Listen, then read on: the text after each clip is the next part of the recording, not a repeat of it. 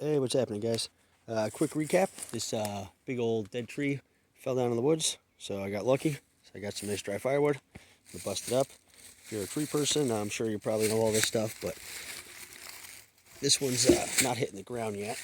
So grab a chunk, put it under there, so when you cut it, it doesn't fall all the way to the ground. Make it easier to cut, make the rest of your cuts.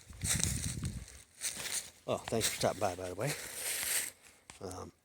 So there's a Milwaukee chainsaw. It's battery powered. I am not a shill. I am just showing you that I like it and it works pretty well. So here we go.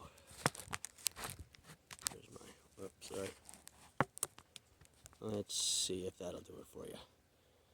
So one of the first things you're going to want to do, clear the area where you're cutting. You don't have a bunch of stuff to trip over.